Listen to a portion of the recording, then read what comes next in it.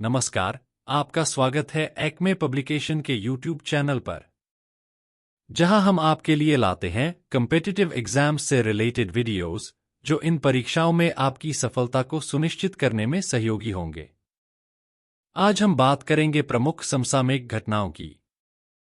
तो एक नजर डालते हैं आज की प्रमुख समसामयिक घटनाओं पर। Semicon India 2024। सेमीकॉन इंडिया 2024, जो 11 से 13 सितंबर तक ग्रेटर नोएडा में चलेगा, भारत के सेमीकंडक्टर उद्योग के भविष्य को आकार देने पर केंद्रित है। प्रधानमंत्री श्री नरेंद्र मोदी इस सम्मेलन का उद्घाटन करेंगे।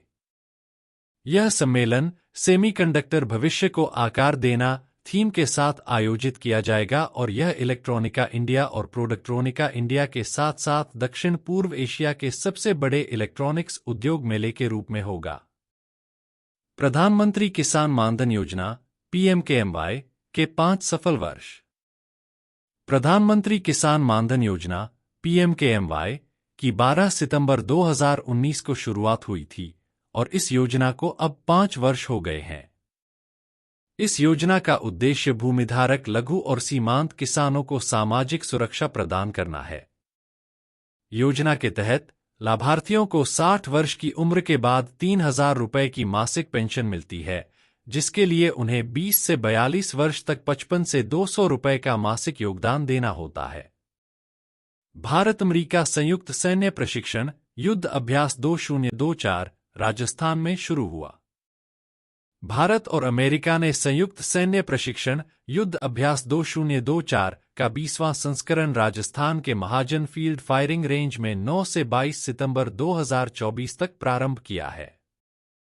यह अभ्यास दोनों देशों के बीच सैन्य शक्ति और उपकरणों के संयुक्त उपयोग पर केंद्रित है।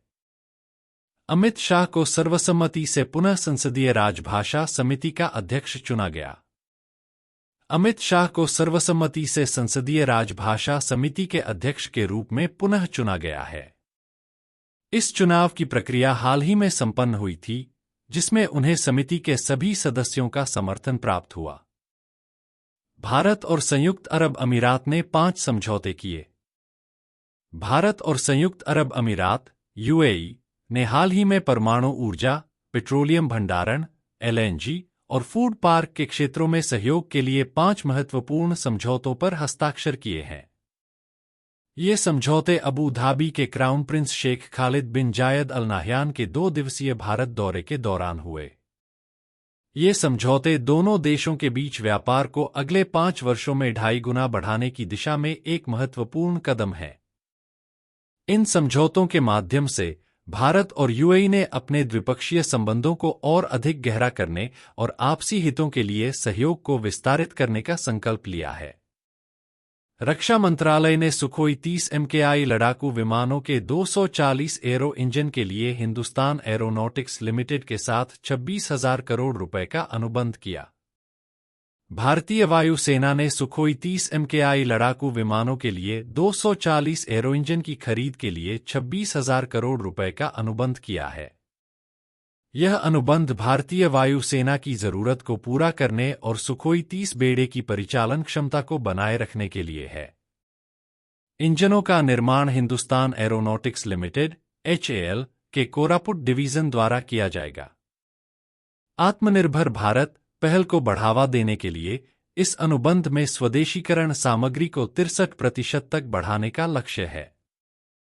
HAL प्रति वर्ष 30 एरो इंजन की आपूर्ति करेगा और सभी 240 इंजनों की आपूर्ति अगले 8 वर्षों में पूरी हो जाएगी। देश में एक मरीज में मंकी पॉक्स संक्रमण की पुष्टि हुई। भारत में मंकी पॉक्स (MPOX) का पहला मरीज पाया गया है। मरीज में पश्चिम अफ्रीकी क्लैड 2 एमपॉक्स वायरस की पुष्टि हुई है और उसे आइसोलेट किया गया है। मंकीपॉक्स एक वायरल बीमारी है जिसमें बुखार के साथ शरीर पर दाने निकलने लगते हैं। इस बीमारी का संक्रमण लिम्फ नोड्स में सूजन या उनके आकार में वृद्धि के रूप में भी दिख सकता है। मंकीपॉक्स के लक्षण स्मॉल पॉक्स के समान होते हैं और इसमें त्वचा पर दाने, बुखार, गले में सूजन, सर दर्द और शरीर में थकावट शामिल है। यह बीमारी जूनोटिक है, अर्थात यह जानवरों से इंसानों में और इंसानों से जानवरों में फैल सकती है। WHO ने मई 2023 में मंकी पॉक्स को वैश्विक आपातकाल के रूप में घोषित किया था। वर्तमान में भारत में इस वायरस के फैलने की संभावना कम है, लेकिन स्वास्थ्य विभाग सतर्क है और नागरिकों को भी सावधानी बरतने की सलाह दी जा रही है। बधिर विश्व कप में भारत ने 7 स्वर्ण सहित 21 पदक जीते। भारत ने हनोवर, जर्मनी में आयोजित दूसरे विश्व बधिर निशानेबाजी चैंपियनशिप में 7 स्वर्ण पदक सहित कुल 21 पदक जीते। इस उपलब्धि के साथ भारत ने पदक तालिका में शीर्ष स्थान हासिल किया। यूक्रेन ने 7 स्वर्ण, 5 रजत और 6 कांस्य पदक के साथ दूसरा स्थान प्राप्त किया। यूएसए, ब्रिटेन और यूरोपीय संघ ने की पहली अंतर्राष्ट्रीय एआई संधि। यूएसए, ब्रिटेन और यूरोपीय संघ ने हाल ही में कृत्रिम बुद्धिमत्ता एआई और संबंधित प्रणालियों के लिए दुनिया की पहली कानूनी रूप से बाध्यकारी अंतर्राष्ट्रीय संधि पर हस्ताक्षर किए हैं। यह संधि मानवाधिकारों और एआई प्रौद्योगिकी के सुरक्षित उपयोग को सुनिश्चित करने के लिए बनाई गई है। भारतीय मुक्केबाज दीपाली थापा बनी पहली एशियाई स्कूली छात्रा चैंपियन। दीपाली थापा ने यूएई के अल ऐन में आयोजित एशियाई चैंपियनशिप में 33 किलोग्राम भार वर्ग में विजयी होकर पहली एशियाई स्कूली छात्रा चैंपियन बनने का गौरव हासिल किया है।